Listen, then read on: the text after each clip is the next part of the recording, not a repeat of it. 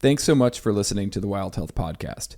If you're a Wild Health patient, you might not know, but you have access to our referral program. This gets your friends and family 25% off Wild Health services. Just head to Clarity, and in the top right corner, you'll see Refer a Friend. Click there, and you'll be brought to a page with your referral code. Happy sharing. Hello, hello. Welcome to the Wild Health Podcast. I'm Dr. Julie Fouché, one of the Wild Health physicians, and today I get to sit down with a good friend, Fee Saghafi, who is a now 2 times CrossFit Games athlete, heading back to her second CrossFit Games in just a few short weeks. So thank you, and a Wild Health ambassador now. So thank you so much for joining. I'm excited to catch up. Oh, I'm always excited to catch up with you, Julie. So we've known each other for a long time. I think it's probably been at least 10 years now, which is kind of crazy since the first time we met. But can you give listeners a little bit of background about who you were prior to CrossFit? Like, what was your athletic background? What brought you into doing CrossFit yourself? Yeah, so CrossFit, it's crazy that you say 10 years because I still feel so young, but like 10 years has been a decade ago. So I actually started CrossFit. I actually initiated it and kind of found interest in it when I was in my first year in college at John Carroll University. And I'm originally from Cleveland, Ohio. So right now I'm in Naples training with my coach under Brute Strength, but originally from Cleveland, Ohio. And I was a first year student, freshman in college. And I think at the time it was 2013, 2014 kind of was that season. And anyways, I had gone from I had always been an athlete my whole life, meaning like I didn't play a million sports, but I've always had a passion for being outside, getting my hands dirty, playing with the boys, like loved it. And after sports in high school, which I was involved in volleyball and we would travel and I just latched onto volleyball and track. I kind of just got out Which of is amazing being you're not a tall athlete, but you definitely have some hops. Yeah, definitely. I definitely wasn't in the front row. I was DS, I was defensive specialist, I was libero, so all the back row. So like I'm very much known for like having just like strong quads. Yes. Like that. That makes sense.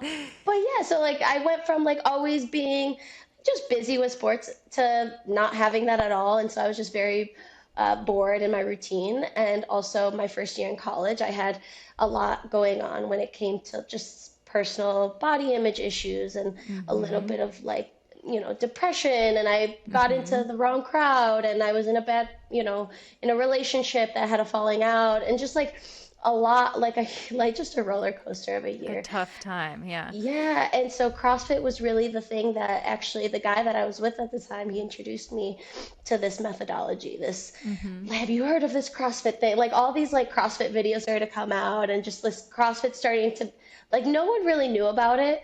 It still was sort of new in 2013, but he had told me about it, showed me a video, and the video was, eventually I stumbled upon a video called Beauty and Strength with Andrea Ager was kind of one of the main girls in there, and Jackie Perez was in there, if you remember them. Yes, I remember that video. And great video. And so anyways, I ended up seeing like a video of what CrossFit was about. Completely got hooked. I was like, this is so fun. Like there's nothing I've ever seen like this. And we ended up finding like an affiliate close to my hometown called Crooked River CrossFit. And I ended up just reaching out to them. I walked through the door, like super new. I don't know anything about CrossFit, but I'm so interested. And yeah, I dropped in and literally that's how it kick-started the whole CrossFit journey for me.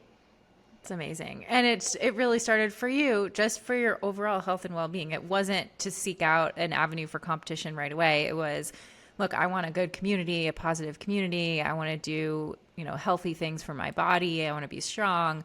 And then it eventually started to evolve into more of a competitive outlet for you.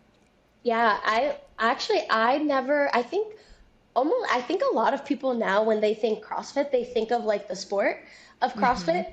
Or maybe they think of like the aesthetic, the professional athlete, what they do, and that's what they think CrossFit is. And that's not what it is at all, actually. It's not necessarily just the sport. And at the time, I just joined it because I needed something fun to look forward to. I needed a good community. I needed accountability. I just needed to do things that were good for myself for once, where I wasn't doing that at the time alone, and I felt alone, and I was bored, and I just felt so like not strong and not beautiful and not a lot of things that I wanted to be.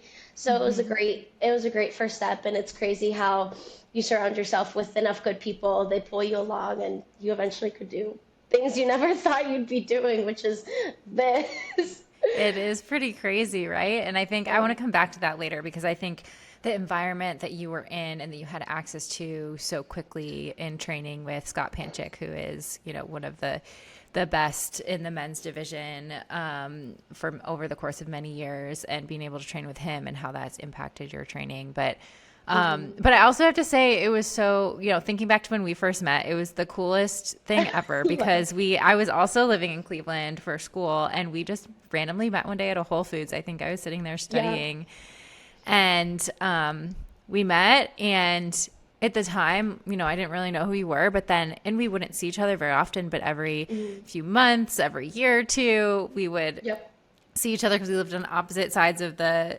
city, and just to see your progress was so incredible year after year. And then how you really took on, the mental approach and the training and everything in order to be able to become such a successful athlete. So it's been a really cool journey for me too, just watching you sort of from afar, but having met you early on before you started that journey.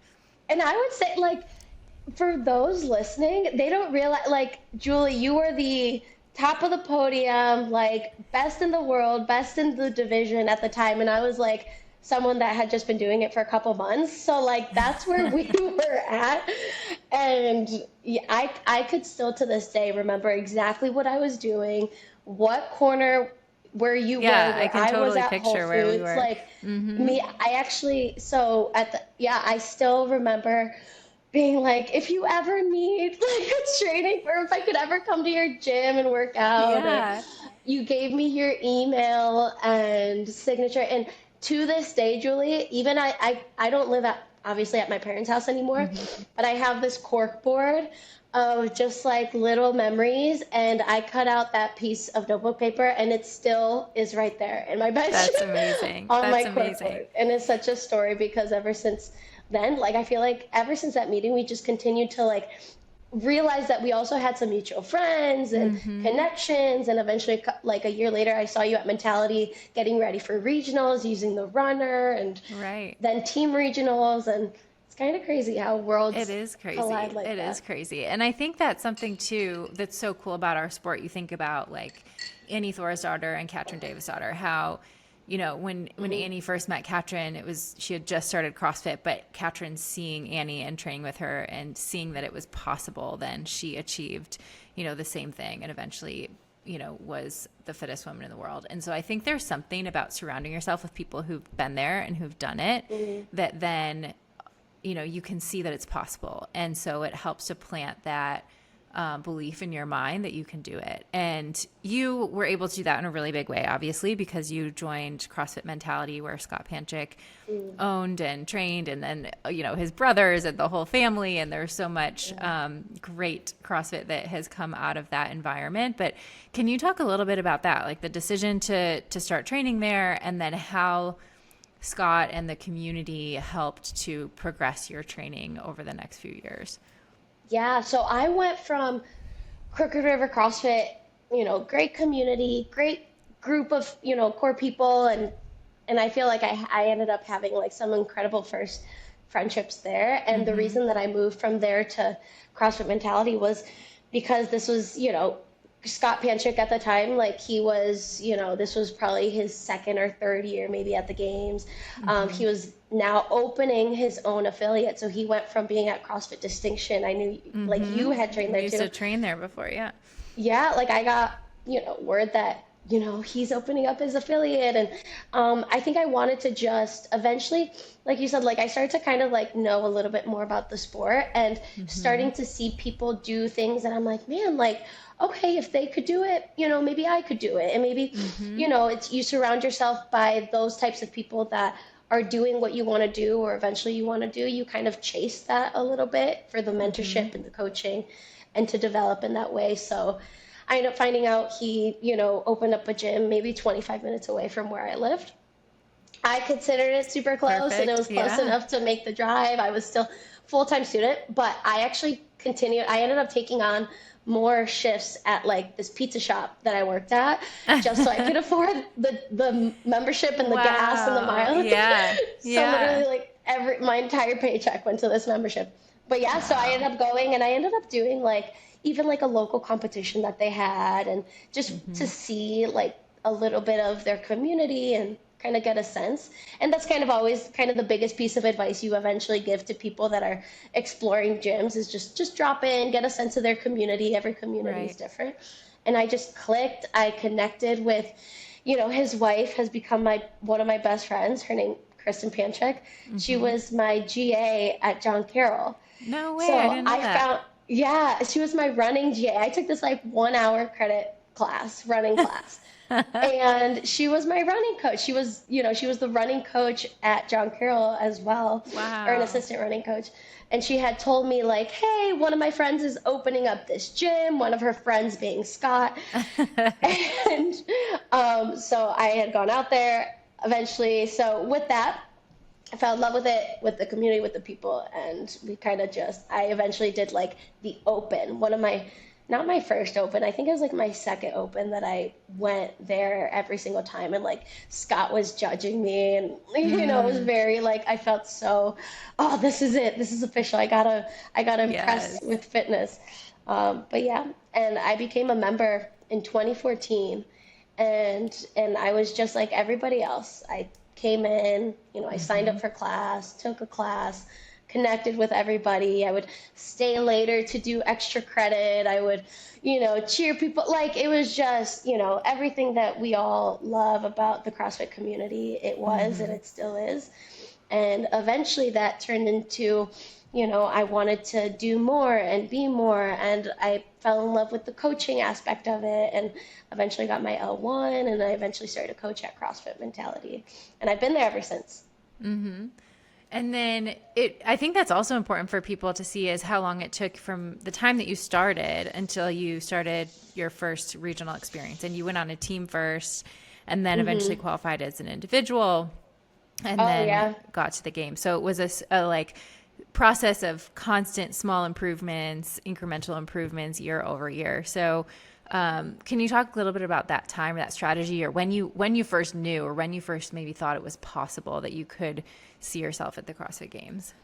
Yeah. So like, I guess from moving to Mentality in 2014, I just kind of chased the mentorship and the coaching. I wasn't necessarily chasing the CrossFit Games dream or the regionals dream. It was kind of I just want to grow and in a way that I could maybe show my best and I'll get the best coaching and mentorship and I'll follow the great leaders here on this side of town. And so I guess my goals around then were just compete. I remember even asking you for advice, like what's the best way to grow as an athlete? And you said to involve yourself in local competitions.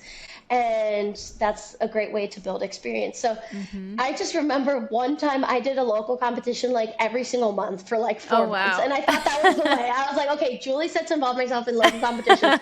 So I like signed up for little competitions all the time. That's awesome. So anyway, so eventually it kind of just years went on and I went from not being super consistent to being a little bit more consistent with my attendance to class. And then from there, it went from, actually caring a lot more about my nutrition habits, about my sleeping habits. And then eventually, I stopped going out as much on the weekends. In college, everybody goes out. They go out on Thursday, Friday, Saturday, Sunday. Like, it's just a thing. And so I started to pay more attention to kind of like my own goals in that area. So going out less and just taking care of myself more.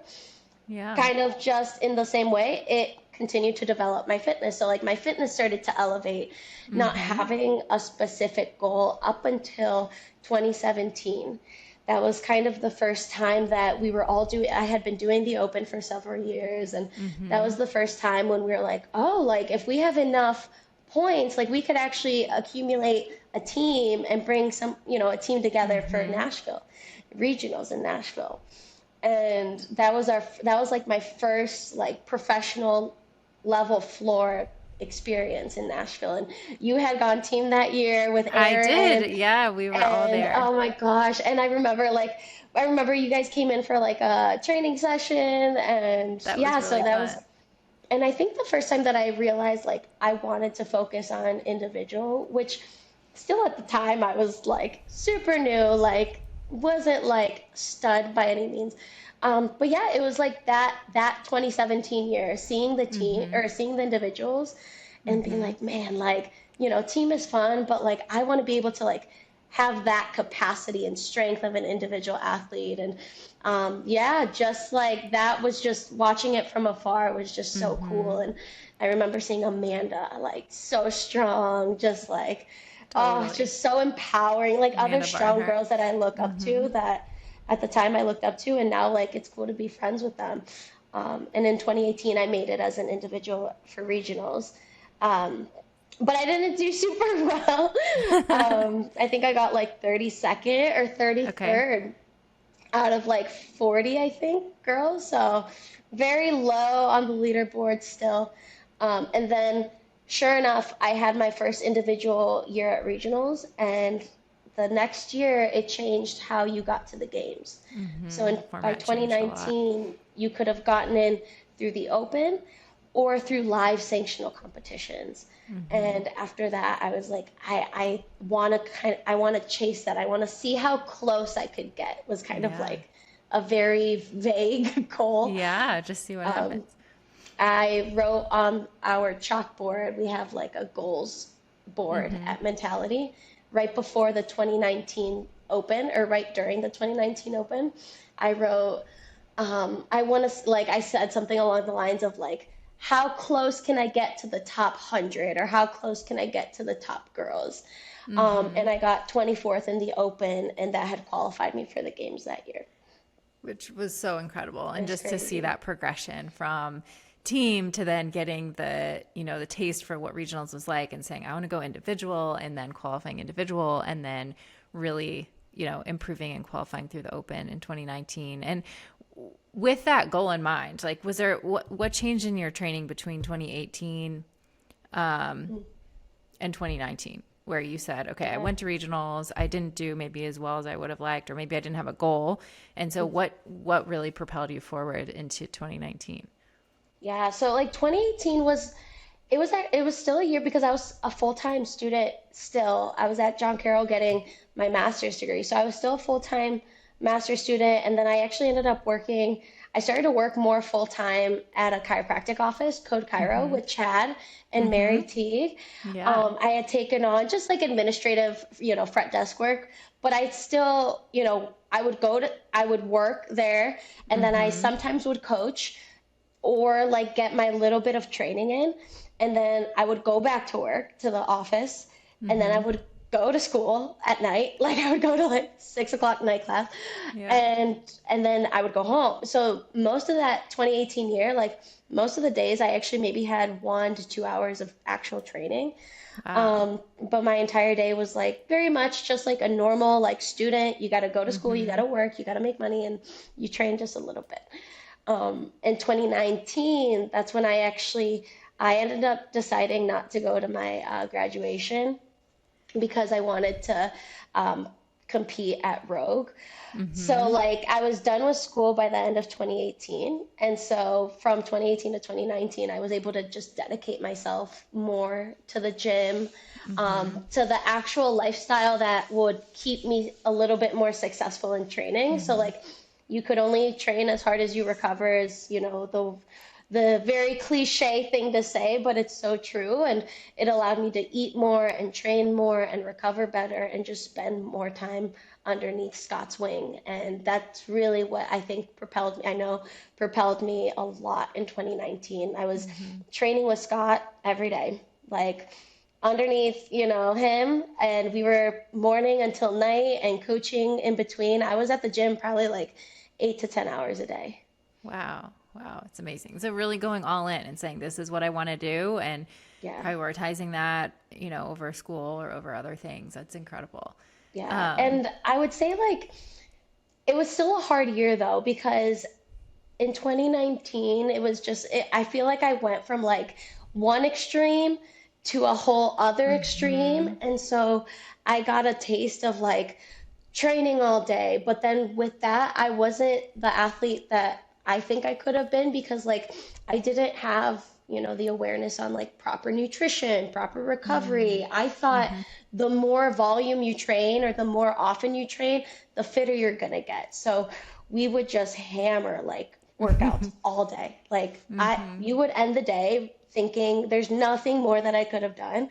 And I was struggling too. Like it was a hard year. I would deal with a lot of aches and pains, a lot of joint pain. I couldn't sleep. I was burning out a little bit in my training. So that like also wasn't, who I wanted to be as an athlete, but definitely a learning year. And I feel like every year was just like a new chapter, a new lesson learned, something a little bit different, developing as an athlete.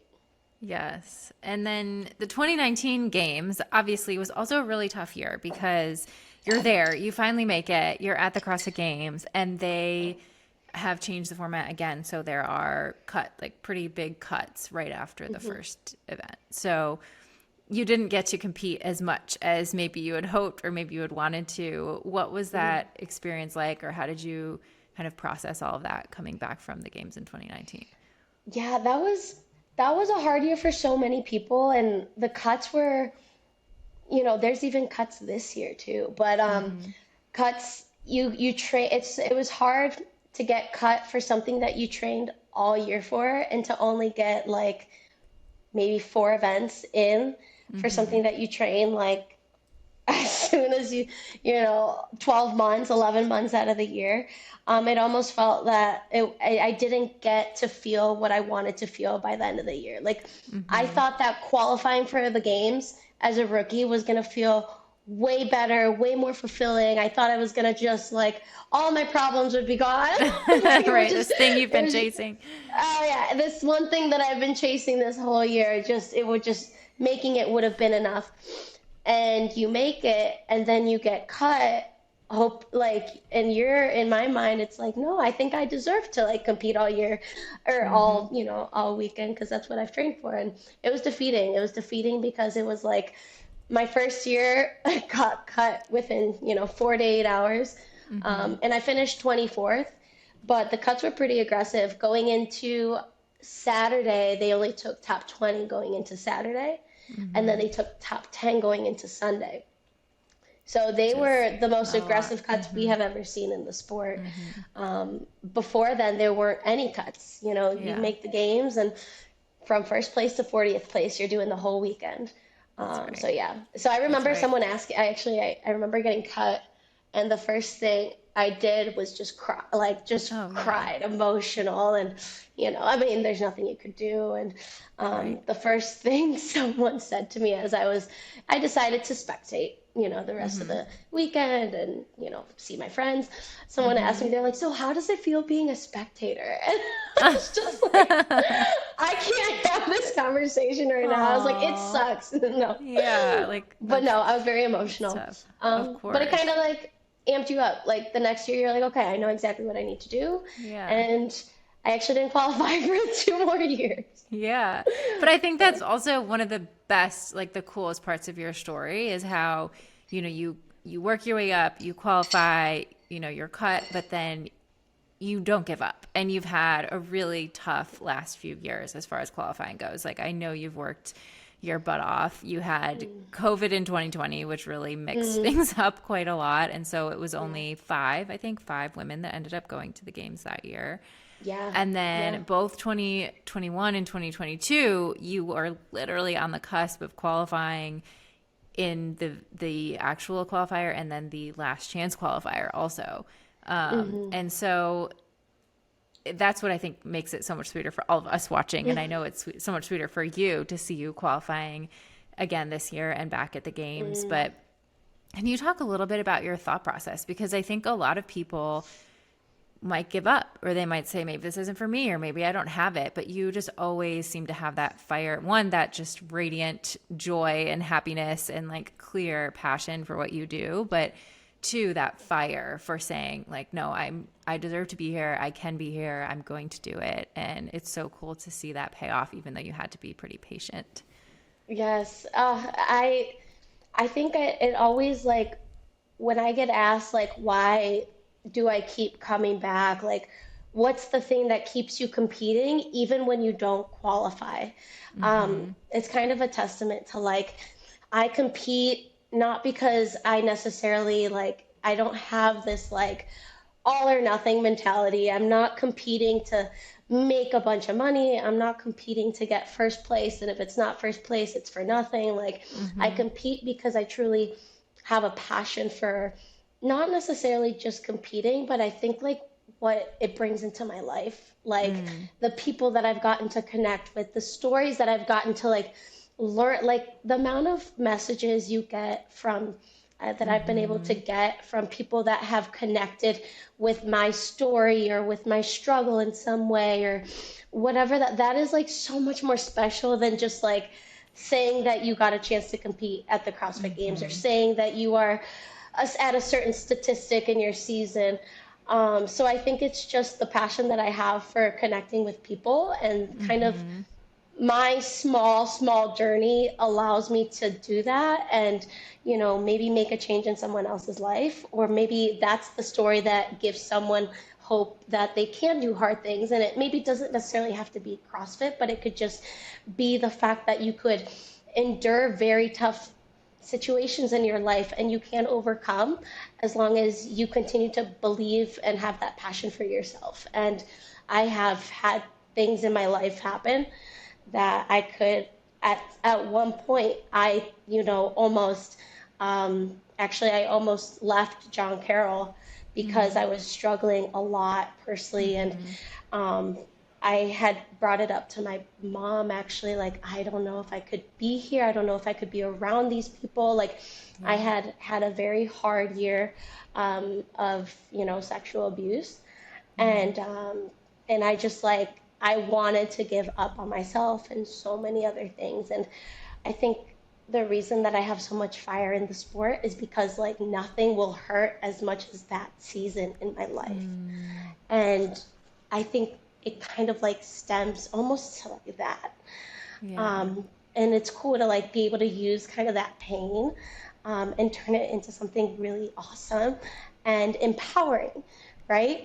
And so I think like not qualifying and failing kind of takes me back to like that dark moment in my life where I wanted to give up, but there was like that little bit of hope that you latch onto and you pursue and you push. So I think that's just kind of like, I've lived that life, and I want to keep sharing that that's possible. And I could express that through sport, which is that's the biggest honor for me. Oh, that's beautiful. You're giving me like chills and tears over here just hearing you talk about that. And it's so beautiful. And having that, like, first, just thank you for sharing that, because it's a hard thing to share, but it does give so many people that have been through something really hard, that have been through a situation, like, hope to hear you talk about it and to see how you overcome it and how you continue to overcome in all the different challenges that you experience in life. And so it's so inspiring, and it's so cool that you get to use your platform to do that. And I know that, you've used it not, for so many good reasons. So another, can you talk a little bit about the workout that you created for the Iranian woman, Yes. Yeah. Yes. So, there's a pretty much an Iranian revolution going on that Masamini was a young girl who was out in the streets of, I believe, Tehran, And she was killed for not wearing her hijab appropriately. And there was this uprising, against, the police, on, women's equality and freedom, and we should be able to, and Iranian women, not just us, I mean, Iranian women should have the liberty to, speak for themselves and dress how they feel comfortable. And the fact that there was a lot of corruption that continues to go on in Iran, and women don't necessarily have the platform and the opportunity that other women around the country do. And, us here in the US, we get to be that voice.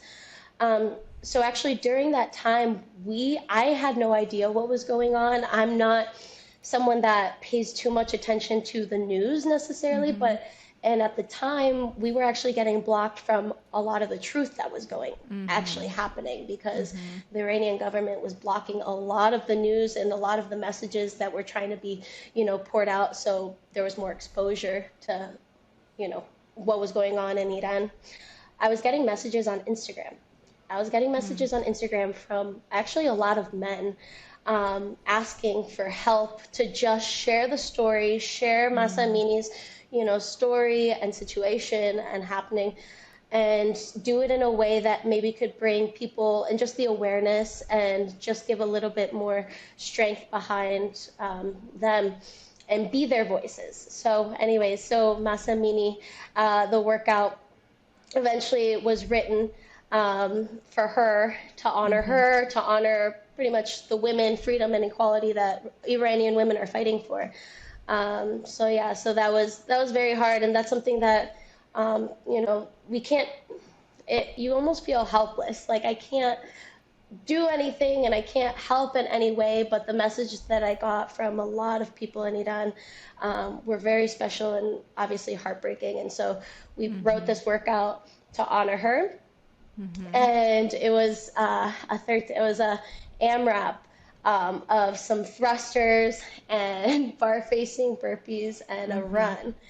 So it was beautiful that the fact that I posted it, and so many CrossFit communities latched on and they shared it and they did it and they programmed it for their boxes and they shared it around the world. And so many Iranian women that have the voice reached out and shared it as well, and it was just very beautiful. And I think that's really what a community like this is about. Is maybe we can't make huge world change, but we could make some little change, and maybe that's just as small as just sharing love with people around you, and as small as that could help make an impact. But yeah, that was a very hard situation. That is a very hard situation for Iran, and the women there are still fighting, and the men are still fighting, and there are thousands and thousands of lives lost. Yeah, and I think I love what you say about maybe it's not the tangible impact that you wish you could make, but just by being that voice, just by sharing, talking about it, connecting with other people, honoring those who are there, those who have lost their lives, those who are fighting, it does go a really long way. And it's showing the collective just sort of power and love in that. And I love what you wrote.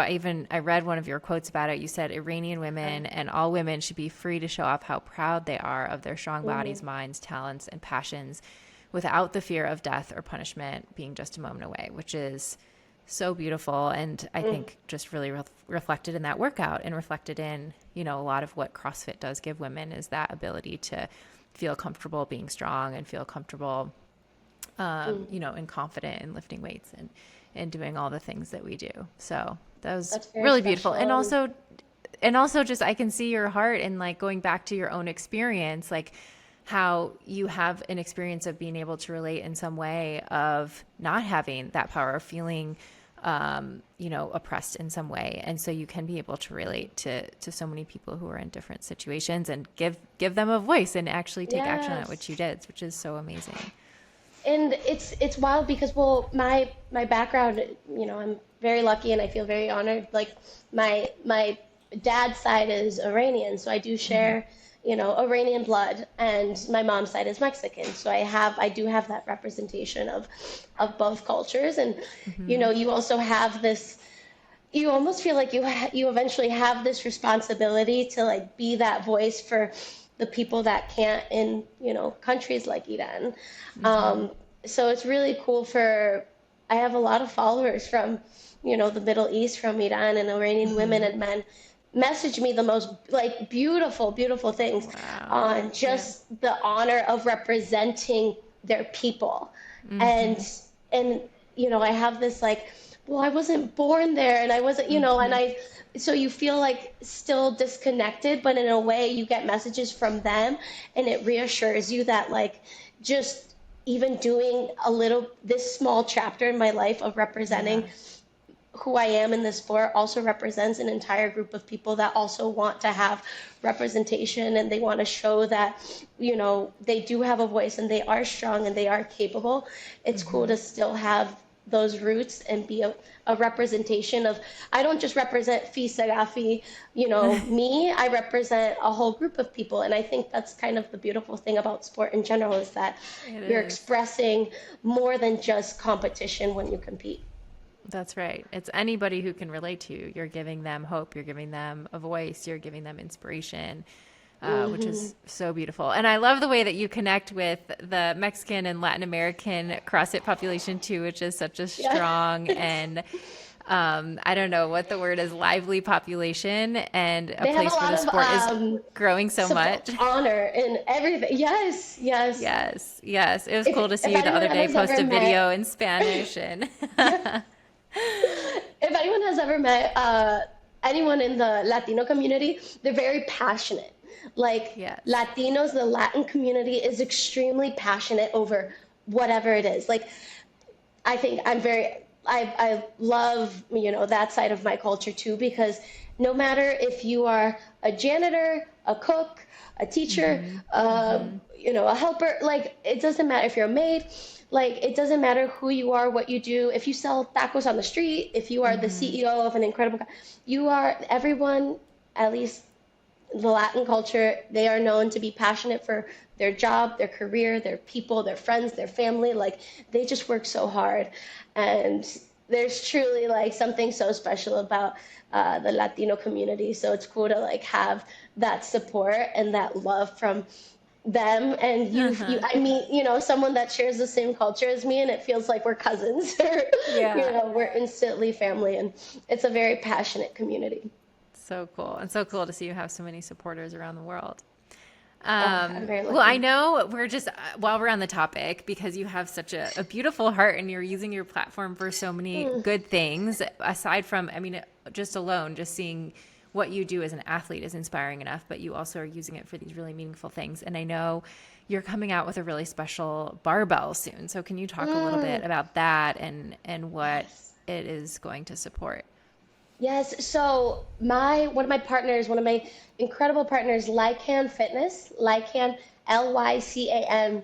They're actually they were originally from Mexico, so they're a Mexican fitness equipment company, and they're starting to make their way into the States. And so Lycan, they came out where we're actually coming out with a barbell. So my very own first barbell, it's called Feroz barbell. So Feroz in Spanish means fierce, and it's spelled Feroz, and it has all the letters of my name as well. Amazing. So Feroz means fierce, and the color of this barbell is a beautiful marbled turquoise.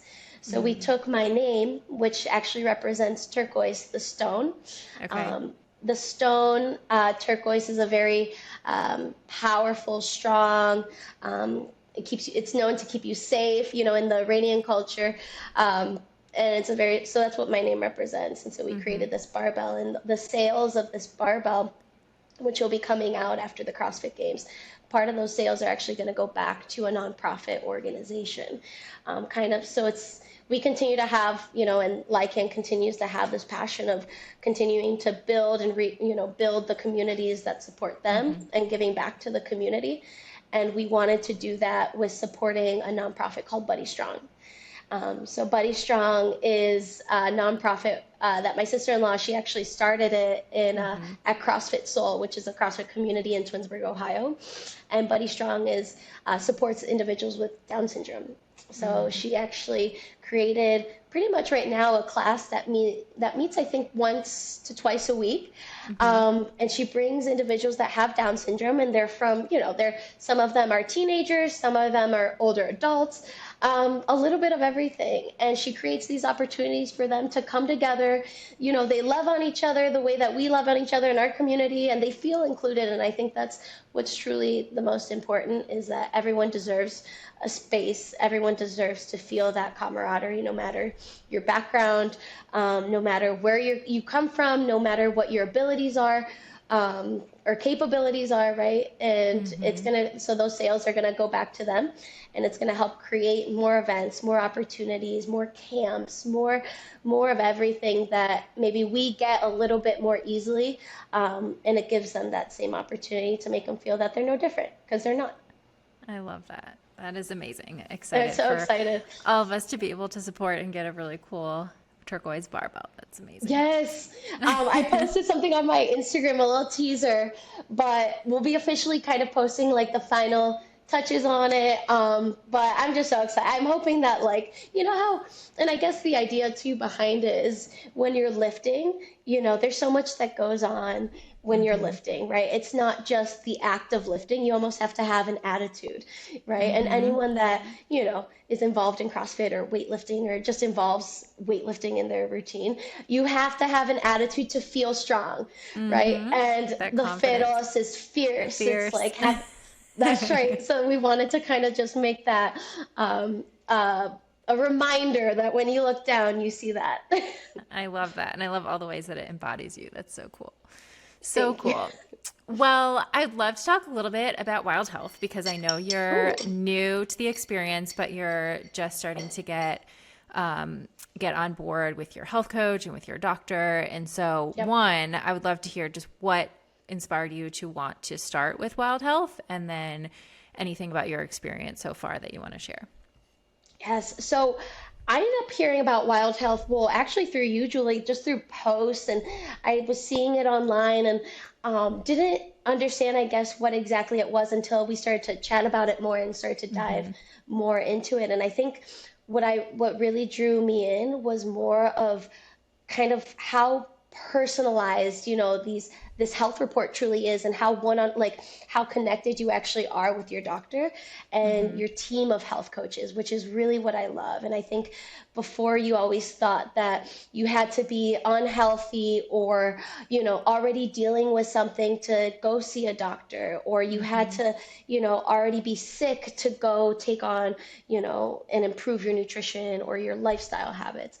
And I love that when Wild Health started to come around, you guys started to show how, health it's a long-term thing, and whether you're healthy or not healthy or wherever you are on the spectrum, there's always ways to improve and personalize and just amplify your lifestyle. And to me, as on the athlete side, you're always trying to find ways to fine tune and improve, what you do and how we perform. And on the other side of things, I love that Wild Health does all this, genomic testing and biohacking, and like truly breaks things down to the cellular level. And in my family, I have a good amount of family history of disease. Unfortunately, it's just the truth. I have in my family, there's cardiovascular disease, there's cancer, there's Alzheimer's. It's kind of scary, because it kind of shows that you're not 100% immune to it, even though you might feel healthy right now. That's right. So that's really what drew me in. And I actually just had my first meeting with Dr. Jeffrey and my health coach, Nate, and we're just starting to break things down. I'm still super new, but they showed me some data that I had no idea. So they sent me a little capsule to spit into. And I sent over like a sample of saliva, and they broke down 50 pages of like genetics. And we didn't even get a chance to go through like the hormonal stuff. But they started to show me data that I asked Dr. Jeffrey, I'm like, how do you know that's what I am, who I am? He even like broke down like who I am as an athlete before me telling him who I am as an athlete. So he could tell like how well I'm able to take intensity, where my strength is, where my endurance is, how my muscles or my pain sensitivity, how high or low it is on the spectrum. And so, I mean, 50 pages of so many things. It's a lot of And so info. I could tell very quickly that, like, dang, things are about to get very, very personal in this health report. So I'm excited to keep diving into it. And we're just about 3 weeks out. So I think the goal is to, in the off season, really take the time to learn about myself. And you start to realize that it's not just about eating your proteins, fats, and carbs. Right. It's those little it's way incremental more. improvements and a part of your evolution, right? Like you said, in the early years, it was, okay, I'm not going to go out as much in college and sleep more and eat better. And now you have really honed your fitness and your health so much, but now there's still always room for fine tuning, which I think is really exciting. And I can't wait to see kind of what you learn and how you continue to evolve. On that note, I think I'm excited too. I'm sorry. I think I'm excited too on what I didn't even realize is the importance of preventative care. And I think that's like something that I'm starting to realize. You kind of start to lose track on, what's important in life when you focus on maybe just one goal, which for me right now it's sport. You start to forget about truly the preventative side of your health. And so just kind of making that a point on not just the improvements that I know I'm going to see in the short term, but even in the long term, way past, this chapter of sport, hoping to prevent so many more things. I think that's a great point. And it doesn't necessarily mean you have to sacrifice right now your performance, but how can you be smart about what you're doing so you're maximizing your performance and you're hopefully preventing disease or problems later on, which is awesome. So over the years, as you've gone on this evolution of Fee's health and fitness journey, what are some of the things that have made the biggest difference for you when it comes to maybe nutrition or recovery or training, sleep? Like, what are your things that you implemented and then you said, oh my gosh, this is a real game changer, a real level up for you? So I would say, honestly, the biggest thing that kind of just catapulted me, I think, as an athlete, this might be surprising to some people, but as soon as I started to actually get a coach, I realized that more, when it came to training, first off, more isn't better. And I came from doing so much, to me, it was so much training. And I started to burn out and I started to experience so many just like little nagging things. I partnered up, I committed to being coached and following Brute Strength with Matt Torres. And that was the first thing that I think the biggest thing that I eventually made me see improvements in myself is smarter training didn't mean more volume and more Metcons. Just like we find success in personalized health program working with a coach, personalized training for me as an athlete became super important, and it allowed me to really strengthen in the areas that we were focusing on and still develop. And with that, my recovery started to actually get better. So actually training volume came down and everything came up. I was able to, develop in my strength, develop in my endurance, develop in my skills without having to do more. And with that, I definitely started to prioritize my recovery in between. So sleeping, that was just number one. When I was in Cleveland, I don't think I slept all that well. And there's no magic pill to anything, but I feel like if there is some form of magic, it has to be in sleep. Sleep, yeah. And for sure. so I definitely, before I would spend, 8 to 10 hours at the gym. So my recovery in between sessions wasn't ideal because I was still on my feet. I wasn't eating. I probably wasn't eating enough for the amount of activity, the non-exercise activity I was still doing. My stress was probably still up because I was coaching. I was giving energy to the classes and working with others and maybe personal training sessions and then my training sessions. So from start to finish, a lot out of you. what my days looked like in Cleveland were just way more stressful and way less recovered. And being full-time here, I'm able to recover way more efficiently, and my training is just smarter. It's not necessarily more intense or less intense. It's just smarter, and it's something that's been the biggest shift between last year and this year. So sleep being number one, and then a personalized training routine was the thing that set me up for better success. I love that. And I think it's an important lesson for all of us, whether you're doing this as a professional athlete or just in life, right? More is not always better. And in order to get the adaptations that we're looking for, we do need to balance that with enough recovery. And so even if that's someone who's doing this recreationally, but really likes to do a lot of volume or is burning the candle at both ends, like you were, working, having a family, doing all these other things throughout the day and not having the recovery, those are all things we have to keep in mind. So even the CrossFit Games athletes are doing it and they're aware of it, which I think is great to see. Yeah. I guess like if there was like a third thing, eating is always hard, but it's needed. And my fiance still kind of like reminds me like, you gotta eat. And to the point of, the reason that I think I've been able to feel a lot better has been, and for, people listening, like fuel, like good fuel will keep, your tank full, and you'll be able to perform. And whether you're a CrossFit athlete or just an everyday, person trying to find success in their career and job, and you want energy throughout the day, to not be scared of calories. And I think I used to be that girl that didn't want to eat and didn't want to, gain weight, or I was scared of carbs. I was scared of calories overall. And so that's definitely a huge change. Well, thank you for sharing that, because it is a very common phenomenon that I see with patients at Wild Health is, we've heard those messages for so many years of you just have to eat less or cut your carbs and just exercise more. And over the course of many years of doing that, and also being in other high stress environments, that can have negative health implications. So, you heard it here from Fee, but it's important for all of us. You're just a few weeks out from the games. Can you share with us what does a typical day in your life look like as far as like sleep, recovery, training, anything that you want to share? Yeah. So typically now games training is, 3 weeks out. We have a lot more sessions where we're doing 3 sessions a day. So we have about 2 to 3 sessions a day. I would say 2 to 3 times a week, we're probably hitting 3 sessions a day. And then we're now getting 2 full days of recovery.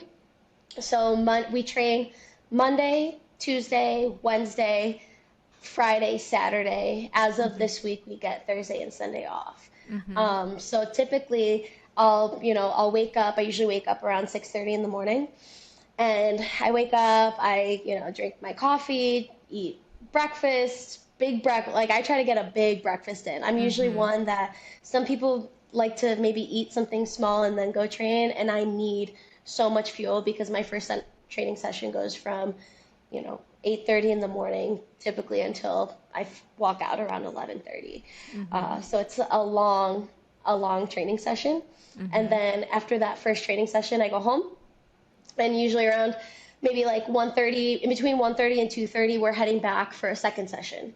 And we, as in Emma Carey. So I train with Emma, and we're, a party of 2 in our training group. And we'll go back for a second session. And that'll be maybe another, 2 hours that we're spending time at the gym. And then on the days that we do have a third session, we'll either go back, eat something quick, or just have our meals with us or our supplements. Or at that point, we're probably just drinking carbs and drinking fuel at that point, heading to our third session. So our third session could be outside. It could be, on a trail. It could be, maybe just like a more aerobic session. It could be any one of those things at this point. And our third session is usually like around 5 o'clock. 4 to 5 o'clock. And by that point, I'm probably getting home by 6:30, 7 o'clock. getting dinner, winding down, and straight to Ready bed. for bed.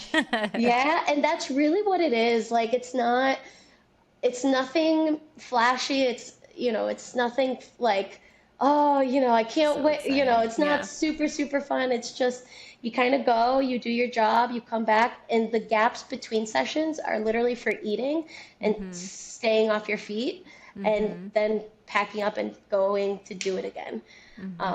So yeah, so that's kind of why this time of the year is so much more high stress than Yes. any other months. Is just because you're just giving so much, and it's so much effort into each session. Versus, in other parts of the season, you do maybe a hard first session and then a more, less intense second session. And here it's ramped up You're pushing. It's every all the every way. time. Ready for Yeah, your we're doing peak a lot year. of it's really fun though. This time of the year, it's fun because we get to be outside more. So where we typically for the games, or for any other time like open or quarterfinals, you really stick to the traditional, movements and things Right. that you really you just need the gym for. So we get to have fun, and it's really cool to be able to train with an actual training camp. So we Yeah. get to be on the trails, we get to go swimming, we get to be running outside and just doing things that you can't even do inside of a gym, which is everything that the games are. So it, at the same time, as hard as it is, it's so much more fun. So It much truly more is. fun. Best Oh time yeah, of the year. And going it into the is. games, you've given it everything and you're so prepared, which is just the best feeling. Yes. That's always What are the you goal. The goal is to be exposed as much as you can in training, so then you get to the games and you're just hoping that the You're like, preparation I've is got there. this. I've got this. Yes.